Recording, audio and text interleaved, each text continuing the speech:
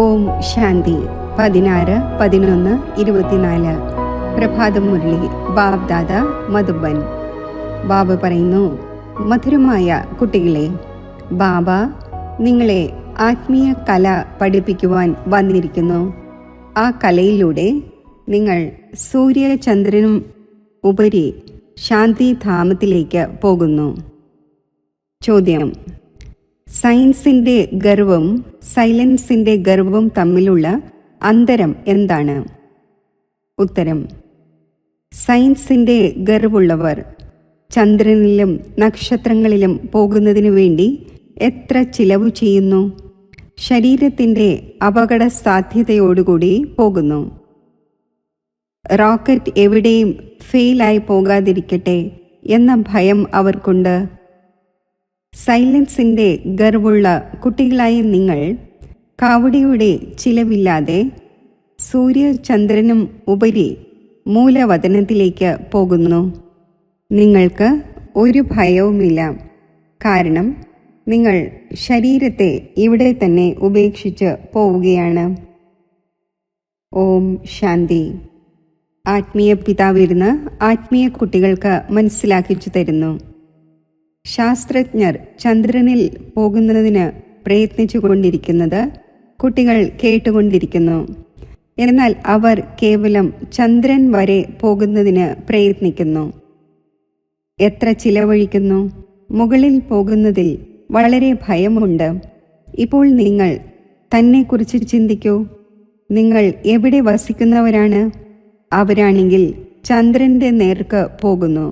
നിങ്ങളാണെങ്കിൽ സൂര്യചന്ദ്രനും അപ്പുറത്ത് പോകുന്നു, പൂർണ്ണമായും മൂലവതനത്തിൽ.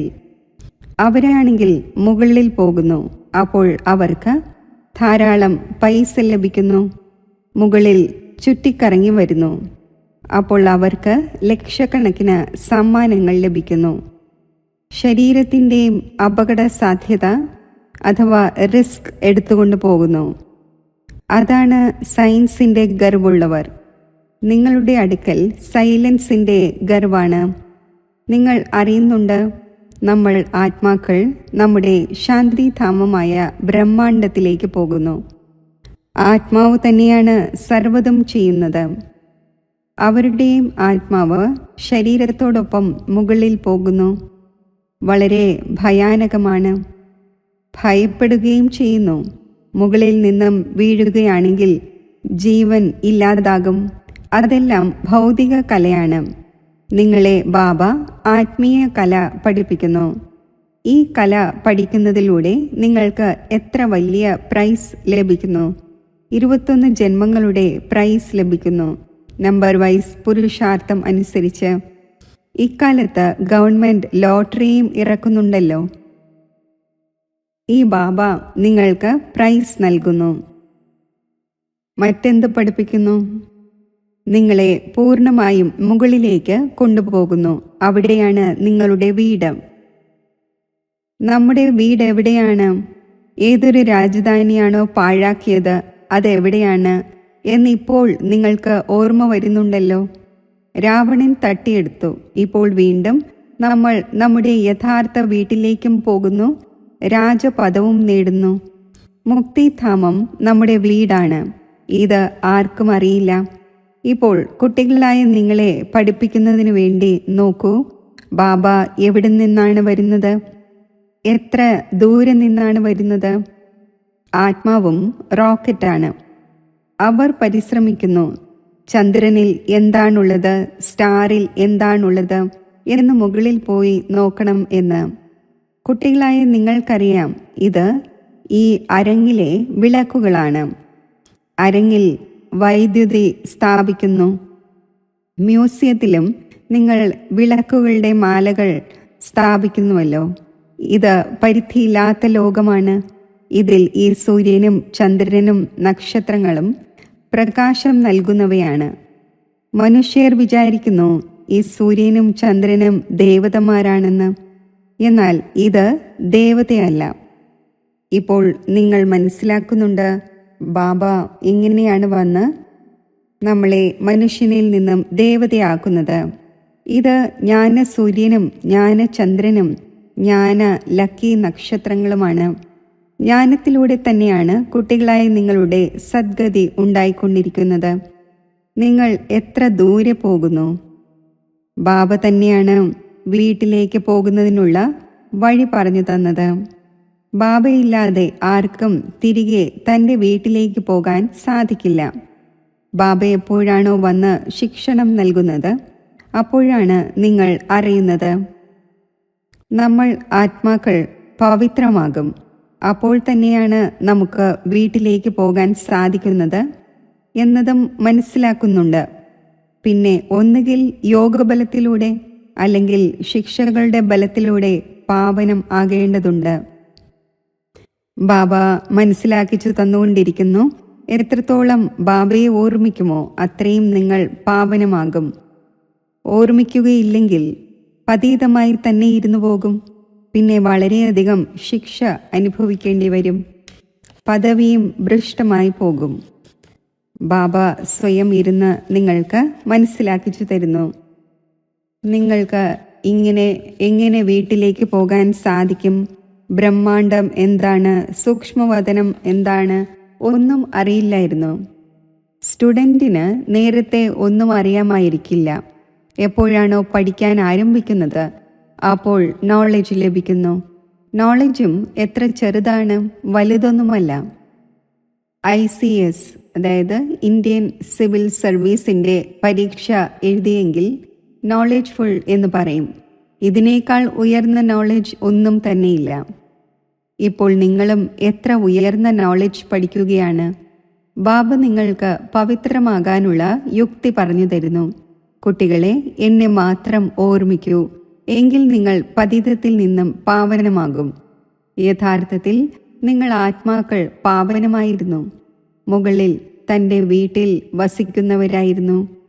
എപ്പോഴാണോ നിങ്ങൾ സത്യയുഗത്തിൽ ജീവൻ മുക്തിയിൽ ആയിരിക്കുന്നത് അപ്പോൾ ബാക്കി എല്ലാവരും മുക്തിധാമത്തിൽ വസിക്കുന്നു. മുക്തിയും ജീവൻ മുക്തിയും രണ്ടിനെയും നമ്മൾക്ക് ശിവാലയം എന്ന് പറയാൻ സാധിക്കും. മുക്തിയിൽ ശിവ് ബാബയും വസിക്കുന്നു. നമ്മൾ കുട്ടികൾ അഥവാ ആത്മാക്കളും വസിക്കുന്നു. ഇതാണ് ആത്മീയ ഹയസ്റ്റ് നോളജ്. അവർ പറയുന്നു നമ്മൾ ചന്ദ്രനിൽ പോയി വസിക്കുമെന്ന്. എത്ര തലയിട്ടടിക്കുന്നു, ധൈര്യം കാണിക്കുന്നു. ഇത്രയും മൾട്ടി മില്യൺ മൈൽ മുകളിലേക്ക് പോകുന്നു. എന്നാൽ അവരുടെ ആശ പൂർത്തിയാകുന്നില്ല. നിങ്ങളുടെ ആശ പൂർത്തിയാകുന്നു. അവരുടേത് അസത്യമായ ഭൗതിക ഗർവാണ്. നിങ്ങളുടേത് ആത്മീയ ഗർവാണ്. അവർ മായയുടെ ധൈര്യം എത്രമാത്രം കാണിക്കുന്നു. മനുഷ്യർ എത്ര കൈയടിക്കുന്നു, ആശംസകൾ നൽകുന്നു. വളരെയധികം ലഭിക്കുന്നു. 5-10 കോടി ലഭിക്കും. കുട്ടികളായ നിങ്ങൾക്ക് ഈ ജ്ഞാനമുണ്ട്. അവർക്ക് ലഭിക്കുന്ന ഈ പൈസയെല്ലാം ഇല്ലാതായി പോകും. ബാക്കി കുറച്ച് ദിവസങ്ങളേ ഉള്ളൂ എന്ന് മനസ്സിലാക്കൂ. ഇന്ന് എന്താണ്, നാളെ എന്താകും? ഇന്ന് നിങ്ങൾ നരകവാസിയാണ്, നാളെ സ്വർഗവാസിയാകും. അധികം സമയമെടുക്കുന്നില്ല. അവരുടേത് ഭൗതിക ശക്തിയാണ്, നിങ്ങളുടേത് ആത്മീയ ശക്തിയാണ്. അത് കേവലം നിങ്ങൾ മാത്രമാണ് അറിയുന്നത്. അവർ ഭൗതിക ശക്തിയിലൂടെ എവിടം വരെ പോകുവാനാണ്? ചന്ദ്രനും നക്ഷത്രങ്ങൾ വരെയും എത്തിച്ചേരും. യുദ്ധം ആരംഭിക്കുകയും ചെയ്യും. പിന്നെ അതെല്ലാം ഇല്ലാതായി പോകും. അവരുടെ കല ഇവിടെ തന്നെ അവസാനിക്കും. അത് ഭൗതിക ഹയസ്റ്റ് കലയാണ്. നിങ്ങളുടേത് ആത്മീയ ഹയസ്റ്റ് കലയാണ്. നിങ്ങൾ ശാന്തിധാമത്തിലേക്ക് പോകുന്നു. അതിൻ്റെ പേര് തന്നെ സ്വീറ്റ് ഹോം എന്നാണ്. അവർ എത്ര ഉയരങ്ങളിൽ പോകുന്നു? നിങ്ങൾ തൻ്റെ കണക്കെടുക്കൂ. നിങ്ങൾ എത്ര മൈലുകൾ മുകളിലേക്ക് പോകുന്നു? നിങ്ങൾ ആരാണ്? ആത്മാക്കൾ. ബാബ പറയുന്നു, ഞാൻ എത്ര മൈലുകൾക്ക് മുകളിലാണ് വസിക്കുന്നത്? കണക്കാക്കാൻ സാധിക്കുമോ? അവരുടെ അടുക്കലാണെങ്കിൽ കണക്കുണ്ട്. ഇത്രയും മൈൽ മുകളിലേക്ക് പോയി പിന്നെ മടങ്ങി വരുന്നു എന്ന് പറയുന്നു. ഇങ്ങനെ ഇറങ്ങും, ഇത് ചെയ്യും എന്ന് വളരെ ജാഗ്രത വയ്ക്കുന്നു. വളരെയധികം ശബ്ദമുണ്ടാകുന്നു. നിങ്ങളുടെ എന്ത് ശബ്ദമുണ്ടാകുവാനാണ്? നിങ്ങൾ എവിടെ പോകുന്നു, പിന്നെ എങ്ങനെ വരുന്നു, ആർക്കും അറിയില്ല. നിങ്ങൾക്ക് എന്ത് പ്രൈസ് ലഭിക്കുന്നു, ഇതും നിങ്ങൾക്കേ അറിയൂ. വണ്ടർഫുള്ളാണ്. ബാബയുടെ അതിശയമാണ്. ആർക്കും അറിയില്ല. നിങ്ങൾ പറയും, ഇത് പുതിയ കാര്യമൊന്നുമല്ല. ഓരോ 5000 വർഷത്തിനു ശേഷവും അവർ തങ്ങളുടെ ഈ പ്രാക്ടീസ് ചെയ്തുകൊണ്ടിരിക്കും. നിങ്ങൾ ഈ സൃഷ്ടിയാകുന്ന ഡ്രാമയുടെ ആദ്യമധ്യ അന്ത്യത്തിൻ്റെ ഡ്യൂറേഷനും മറ്റും നല്ല രീതിയിൽ അറിയുന്നു. അപ്പോൾ നിങ്ങൾക്ക് ഉള്ളിൽ അഭിമാനം ഉണ്ടാകേണ്ടതാണ്. ബാബ നമ്മളെ എന്താണ് പഠിപ്പിക്കുന്നത്? വളരെ ഉയർന്ന പുരുഷാർത്ഥം ചെയ്യുന്നു, വീണ്ടും ചെയ്യും. ഈ എല്ലാ കാര്യങ്ങളും മറ്റാരും അറിയുന്നില്ല. ബാബ ഗുപ്തമാണ്. നിങ്ങൾക്ക് ദിവസവും എത്ര മനസ്സിലാക്കിച്ചു തരുന്നു, നിങ്ങൾക്ക് എത്ര നോളജ് നൽകുന്നു. അവരുടെ പോക്ക് പരിധി ഉള്ളതുവരെയാണ്. നിങ്ങൾ പരിധിയില്ലാത്തതിലേക്ക് പോകുന്നു. അവർ ചന്ദ്രൻ വരെ പോകുന്നു. ഇപ്പോൾ അതാണെങ്കിൽ വലിയ വലിയ വിളക്കുകളാണ്, മറ്റൊന്നുമല്ല. അവർക്ക് ഭൂമി വളരെ ചെറുതായി കാണപ്പെടുന്നു. അവരുടേത് ഭൗതിക നോളജാണ്. നിങ്ങളുടെ നോളജിൽ എത്ര വ്യത്യാസമുണ്ട്. നിങ്ങളുടെ ആത്മാവ് എത്ര ചെറുതാണ്. എന്നാൽ റോക്കറ്റ് വളരെ തീവ്രമാണ്. ആത്മാക്കൾ മുകളിൽ വസിക്കുന്നു, പിന്നെ പാട്ട് അഭിനയിക്കുവാൻ വരുന്നു. അതും സുപ്രീം ആത്മാവാണ്. എന്നാൽ ആ ഒന്നിൻ്റെ പൂജ എങ്ങനെ ഉണ്ടാകും? ഭക്തിയും തീർച്ചയായും നടക്കുക തന്നെ വേണം. ബാബ മനസ്സിലാക്കിച്ചു തന്നു, പകുതി കൽപ്പമാണ് ജ്ഞാനം പകൽ, പകുതി കൽപ്പമാണ് ഭക്തിയാകുന്ന രാത്രി. ഇപ്പോൾ സംഗമയുഗത്തിൽ നിങ്ങൾ ജ്ഞാനം എടുക്കുന്നു. സത്യയുഗത്തിൽ ജ്ഞാനം ഉണ്ടായിരിക്കുന്നില്ല. അതിനാൽ ഇതിനെ പുരുഷോത്തമ സംഗമയുഗം എന്ന് പറയുന്നു. എല്ലാവരെയും പുരുഷോത്തമരാക്കുന്നു. നിങ്ങളുടെ ആത്മാവ് എത്ര ദൂരെ ദൂരെ പോകുന്നു. നിങ്ങൾക്ക് സന്തോഷമുണ്ടല്ലോ. അവർ കല കാണിക്കുമ്പോൾ ധാരാളം പൈസ ലഭിക്കുന്നു. എത്ര തന്നെ ലഭിച്ചാലും നിങ്ങൾ മനസ്സിലാക്കുന്നുണ്ട്, അതൊന്നും കൂടെ പോകുന്നവയല്ല. ഇപ്പോൾ മരിക്കാൻ പോകുന്നു. എല്ലാം ഇല്ലാതാകാൻ പോകുന്നു. ഇപ്പോൾ നിങ്ങൾക്ക് എത്ര വാല്യുബിളായ രത്നം ലഭിക്കുന്നു. ഇതിൻ്റെ വാല്യൂ കണക്കാക്കപ്പെടുന്നില്ല. ഓരോരോ വേർഷൻസും ലക്ഷക്കണക്കിന് രൂപയുടേതാണ്. എത്ര സമയമായി നിങ്ങൾ കേട്ടുവരുന്നു.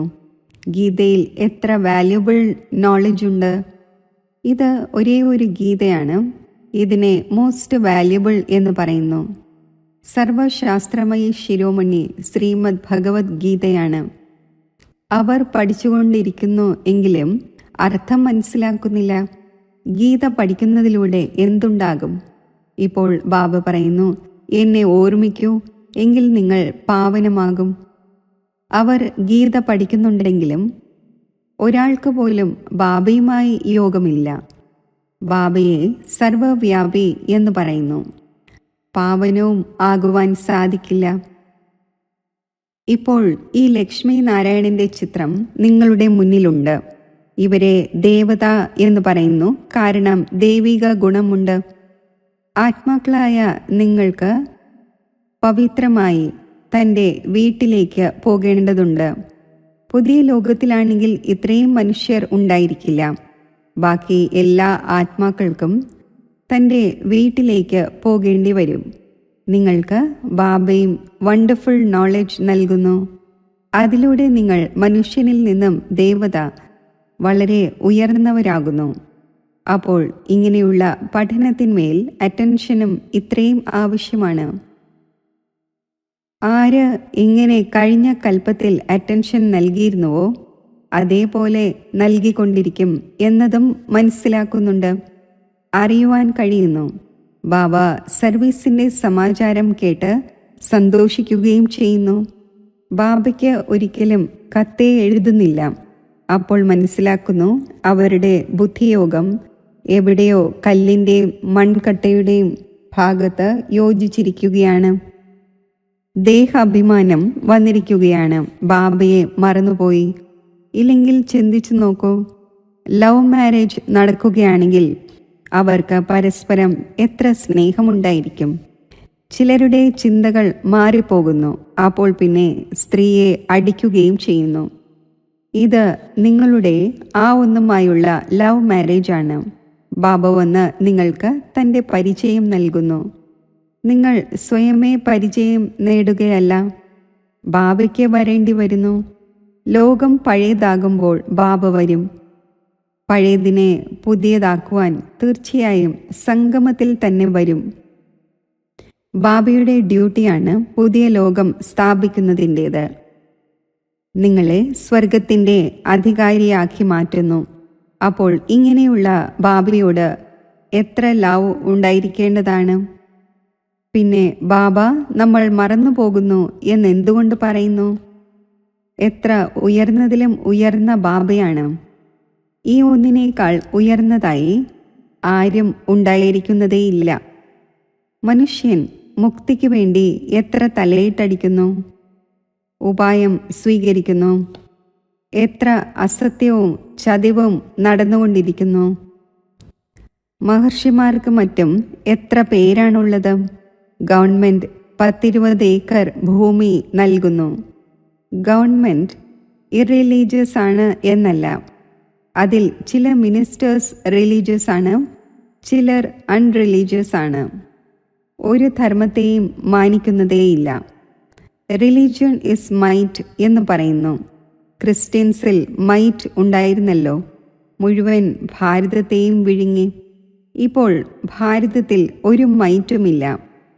എത്ര അടിയും ലഹളയും ഉണ്ടായിട്ടുണ്ട്. അതേ ഭാരതം എന്തായിരുന്നു? ബാബ എങ്ങനെ എവിടെ വരുന്നു? ആർക്കും ഒന്നും അറിയില്ല. നിങ്ങൾ അറിയുന്നുണ്ട്, മഗധ ദേശത്തിൽ വരുന്നു. അവിടെ മുതലകളുണ്ട്. മനുഷ്യർ ഇങ്ങനെയാണ്, അവർ എല്ലാം ഭക്ഷിക്കും. ഏറ്റവും അധികം വൈഷ്ണവർ ഭാരതമായിരുന്നു.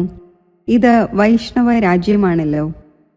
ഈ മഹാൻ പവിത്ര ദേവതമാരുടെ ഇക്കാലത്ത് നോക്കൂ, എന്തെല്ലാം വിഴുങ്ങിക്കൊണ്ടിരിക്കുന്നവരുടെ നരഭോജികളുമാകുന്നു.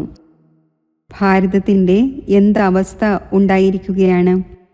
ഇപ്പോൾ നിങ്ങൾക്ക് മുഴുവൻ രഹസ്യവും മനസ്സിലാക്കിച്ചു തന്നുകൊണ്ടിരിക്കുന്നു. മുകളിൽ നിന്നും താഴെ വരെയുള്ള മുഴുവൻ ജ്ഞാനവും നൽകുന്നു. ആദ്യം നിങ്ങൾ തന്നെയാണ് ഈ ഭൂമിയിൽ ഉണ്ടായിരിക്കുന്നത്. പിന്നെ മനുഷ്യർ അഭിവൃദ്ധി പ്രാപിക്കുന്നു. ഇപ്പോൾ അല്പസമയത്തിനുള്ളിൽ നിലവിളികൾ ഉണ്ടാകും. പിന്നെ അയ്യോ അയ്യോ എന്ന് പറഞ്ഞുകൊണ്ടിരിക്കും. സ്വർഗത്തിലാണെങ്കിൽ നോക്കൂ, എത്ര സുഖമാണ്. ഈ എയിം ഒബ്ജക്റ്റിൻ്റെ അടയാളം നോക്കൂ. ഇതെല്ലാം കുട്ടികളായി നിങ്ങൾക്ക് ധാരണയും ചെയ്യേണ്ടതുണ്ട്. എത്ര വലിയ പഠനമാണ്. ബാബ എത്ര ക്ലിയറാക്കി മനസ്സിലാക്കിച്ചു തരുന്നു. മാലയുടെ രഹസ്യവും മനസ്സിലാക്കിച്ചു തന്നു. മുകളിൽ പുഷ്പമാണ് ശിവ് ബാബ, പിന്നെ മേരു. പ്രവൃത്തി മാർഗമാണല്ലോ. നിവൃത്തി മാർഗത്തിലുള്ളവർക്ക് മാല തിരിക്കുവാനുള്ള അവകാശമില്ല. ഇത് ദേവതമാരുടെ മാലയാണ്. അവർ എങ്ങനെയാണ് രാജ്യം നേടിയത്? നിങ്ങളിലും നമ്പർ വൈസാണ്. ചിലർ നിർഭയരാണ്, ആർക്കും മനസ്സിലാക്കിച്ചു കൊടുക്കുന്നു. വരൂ, മറ്റാർക്കും പറഞ്ഞു തരാനേ കഴിയാത്ത കാര്യങ്ങൾ നമ്മൾ താങ്കൾക്ക് പറഞ്ഞു തരാം.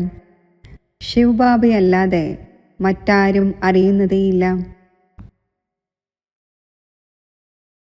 അവരെ ഈ രാജയോഗം ആരാണ് പഠിപ്പിച്ചത്?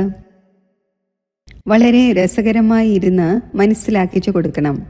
ഇവർ 84 ജന്മങ്ങൾ എങ്ങനെ എടുക്കുന്നു? ദേവത, ക്ഷത്രിയൻ, വൈശ്യൻ, ശൂദ്രൻ. ബാബ എത്ര സഹജമായി നോളജ് പറഞ്ഞു തരുന്നു. പവിത്രവുമാകണം. അപ്പോൾ തന്നെയാണ് ഉയർന്ന പദവി നേടുന്നത്. മുഴുവൻ വിശ്വത്തിൻ്റെ മേലും ശാന്തി സ്ഥാപിക്കുന്നവർ നിങ്ങളാണ്. ബാബ നിങ്ങൾക്ക് രാജ്യഭാഗ്യം നൽകുന്നു. ദാതാവാണല്ലോ. ആ ഒന്നും വാങ്ങുന്നില്ല. നിങ്ങളുടെ പഠനത്തിലുള്ളതാണ് ഈ പ്രൈസ്. ഈ പ്രൈസ് മറ്റാർക്കും നൽകാൻ സാധിക്കില്ല. അപ്പോൾ ഇങ്ങനെയുള്ള ബാബയെ സ്നേഹത്തോടെ എന്തുകൊണ്ട് ഓർമ്മിക്കുന്നില്ല? ലൗകിക പിതാവിനെയാണെങ്കിൽ മുഴുവൻ ജന്മവും ഓർമ്മിക്കുന്നു. പാരലൗകികത്തെ എന്തുകൊണ്ട് ഓർമ്മിക്കുന്നില്ല? ബാബ പറഞ്ഞു തന്നിട്ടുണ്ട്, ഇത് യുദ്ധത്തിൻ്റെ മൈതാനമാണ്. പാവനമാകുന്നതിന് സമയമെടുക്കുന്നു. യുദ്ധം പൂർത്തിയാകുന്നത് വരെയുള്ള സമയം എടുക്കുന്നു. ആര് തുടക്കത്തിൽ വന്നുവോ അവർ പൂർണ്ണമായും പാവനമാകും എന്നല്ല. ബാബ പറയുന്നു, മായയുടെ യുദ്ധം വളരെ ശക്തമായി നടക്കുന്നു. നല്ലവരെ പോലും മായ ജയിക്കുന്നു. ഇത്രയും ബലവാനാണ്. ആര് വീഴുന്നുവോ അവർ പിന്നെ മുരളി പോലും എവിടെ നിന്നും കേൾക്കുവാനാണ്? സെന്ററിൽ വരുന്നതേയില്ല. അപ്പോൾ അവർക്ക് എങ്ങനെ അറിയുവാൻ കഴിയും? മായ പൂർണ്ണമായും വർത്ത് നോട്ട് പെന്നി ആക്കി മാറ്റുന്നു. മുരളി എപ്പോഴാണോ പഠിക്കുന്നത് അപ്പോഴാണ് സുബോധം ഉണ്ടാകുന്നത്. മോശമായ പ്രവൃത്തിയിൽ മുഴുകുന്നു. ഏതെങ്കിലും സെൻസിബിളായ കുട്ടി ഉണ്ടെങ്കിൽ അവർക്ക് മനസ്സിലാക്കിച്ചു കൊടുക്കണം, നിങ്ങൾ മായയോട് എങ്ങനെ തോറ്റുപോയിരിക്കുകയാണ്. ബാബ നിങ്ങളെ എന്താണ് കേൾപ്പിക്കുന്നത്? നിങ്ങൾ വീണ്ടും എവിടേക്കാണ് പോയിക്കൊണ്ടിരിക്കുന്നത്? ഇന്നയാളെ മായ ഭക്ഷിച്ചുകൊണ്ടിരിക്കുകയാണ് എന്ന് കാണുകയാണെങ്കിൽ രക്ഷിക്കുവാൻ ശ്രമിക്കേണ്ടതാണ്. മായ മുഴുവനും വിഴുങ്ങാതിരിക്കട്ടെ, വീണ്ടും സുബോധത്തിലാകട്ടെ. ഇല്ലെങ്കിൽ ഉയർന്ന പദവി നേടുകയില്ല. സദ്ഗുരുവിൻ്റെ നിന്ദ ചെയ്യിക്കുന്നു. ശരി, മധുരമധുരമായ സിഖിലതെ കുട്ടികൾക്ക് മാതാവും പിതാവുമായ ബാബ് ദാദയുടെ സ്നേഹസ്മരണകൾ. Good morning. ആത്മീയ പിതാവിൻ്റെ ആത്മീയ കുട്ടികൾക്ക് നമസ്തേ. ധാരണയ്ക്കുള്ള മുഖ്യസാരം: ബാബയിൽ നിന്നും സൈലൻസിൻ്റെ കല പഠിച്ച് ഈ പരിധിയുള്ള ലോകത്തിനും അപ്പുറം പരിധിയില്ലാത്തതിലേക്ക് പോകണം. ഈ ലഹരി ഉണ്ടായിരിക്കണം. ബാബ നമുക്ക് എത്ര വണ്ടർഫുൾ ജ്ഞാനം നൽകി, എത്ര വലിയ പ്രൈസ് നൽകുന്നു. നിർഭയരായി വളരെ രസകരമായ രീതിയിൽ സേവനം ചെയ്യണം. മായയുടെ യുദ്ധത്തിൽ ബലവാനായി ജയം നേടണം. മുരളി കേട്ട് സുബോധത്തിലിരിക്കണം. എല്ലാവരെയും സുബോധത്തിൽ ആക്കണം. വരദാനം: പരമപൂജ്യരായി പരമാത്മാ സ്നേഹത്തിൻ്റെ അധികാരം പ്രാപ്തമാക്കുന്ന സമ്പൂർണ്ണ സ്വച്ഛ ആത്മാവായി ഭവിക്കട്ടെ. സദാ ഈ സ്മൃതി ജീവിതത്തിൽ കൊണ്ടുവരൂ. ഞാൻ പൂജ്യ ആത്മാവ് ഈ ശരീരമാകുന്ന ക്ഷേത്രത്തിൽ വിരാജിതനാണ്. ഇങ്ങനെയുള്ള പൂജ്യ ആത്മാവ് തന്നെയാണ് സർവർക്കും പ്രിയപ്പെട്ടത്. അവരുടെ ജഡമൂർത്തിയും എല്ലാവർക്കും പ്രിയമായി തോന്നുന്നു. പരസ്പരം അടികൂടുകയാണെങ്കിൽ പോലും മൂർത്തിയെ സ്നേഹിക്കും. കാരണം അതിൽ പവിത്രതയുണ്ട്. അപ്പോൾ സ്വയം തന്നോട് ചോദിക്കൂ, മനസ്സും ബുദ്ധിയും സമ്പൂർണ്ണ സ്വച്ഛമായോ? അല്പം പോലും അസ്വച്ഛത മിക്സ് അല്ലല്ലോ. ആരാണോ ഇങ്ങനെയുള്ള സമ്പൂർണ്ണ സ്വച്ഛമായവർ അവർ തന്നെയാണ് പരമാത്മാ സ്നേഹത്തിൻ്റെ അധികാരികൾ. സ്ലോഗൻ: ജ്ഞാനത്തിൻ്റെ ഖജനാവിനെ സ്വയം തന്നിൽ ധാരണ ചെയ്ത് ഓരോ സമയത്തും ഓരോ കർമ്മവും വിവേകത്തോടെ ചെയ്യുന്നവർ തന്നെയാണ് ജ്ഞാനി ആത്മാവ്.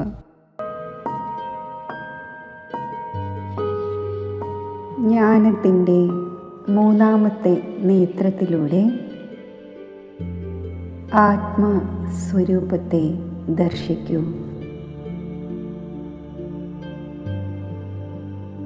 മസ്തക സിംഹാസനത്തിൽ ആത്മജ്യോതിയെ സ്പഷ്ടമായി കാണൂ.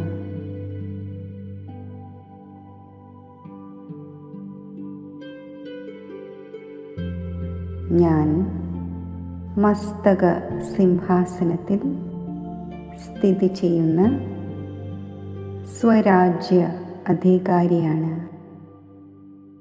മനോബുദ്ധികളുടെ അധികാരിയാണ്. കർമ്മേന്ദ്രിയങ്ങളുടെ അധികാരിയാണ്. സർവശക്തികളുടെയും അധികാരിയാണ്. സ്വയം ശക്തിശാലി ആത്മാവായി വിഭാവന ചെയ്യൂ. എന്നിൽ നിന്നും 4 ഭാഗത്തും ശക്തിശാലി കിരണങ്ങൾ വ്യാപിക്കുകയാണ്. ഈ ശക്തിശാലി കിരണങ്ങൾ ശക്തിയുടെ ഒരു പ്രഭാമണ്ഡലം എനിക്ക് ചുറ്റും നിർമ്മിക്കുന്നു. ആ പ്രഭാമണ്ഡലത്തിനുള്ളിൽ ഞാൻ സ്ഥിതി ചെയ്യുന്നു.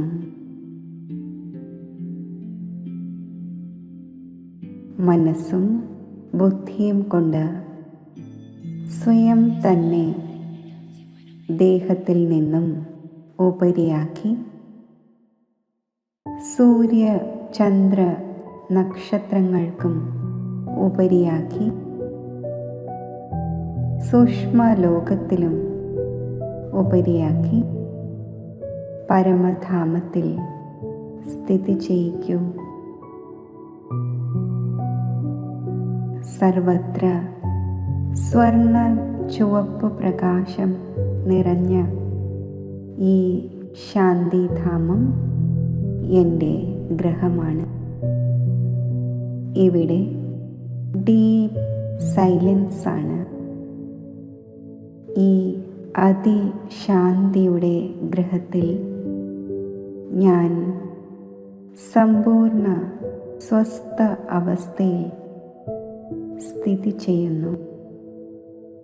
സമ്പൂർണ്ണ മുക്ത അവസ്ഥയിൽ സ്ഥിതി ചെയ്യുന്നു. ഈ പരമധാമത്തിൽ ബുദ്ധിയാകുന്ന നേത്രം കൊണ്ട് സർവശക്തിവാനായ സൃഷ്ടിയുടെ ബീജരൂപനായ ശിവ് ബാബയുടെ സ്വരൂപത്തെ സ്പഷ്ടമായി കാണൂ. ശിവ് ബാബയുടെ അനന്ത ശക്തികളുടെ കിരണങ്ങൾ ആത്മാവിൽ പതിക്കുന്നതായി വിഭാവന ചെയ്യും. പരമധാമത്തിലെ ഈ മഹാജ്യോതിയിൽ നിന്നും സർവശക്തികളും ഞാൻ ഉൾക്കൊള്ളുകയാണ്. ഞാൻ മാസ്റ്റർ സർവശക്തിവാനായി മാറുന്നു. എന്നിൽ നിന്നും ശക്തിയുടെ പ്രകാശകിരണങ്ങൾ മുഴുവൻ വിശ്വത്തിലും വ്യാപിച്ചുകൊണ്ടേയിരിക്കുന്നു.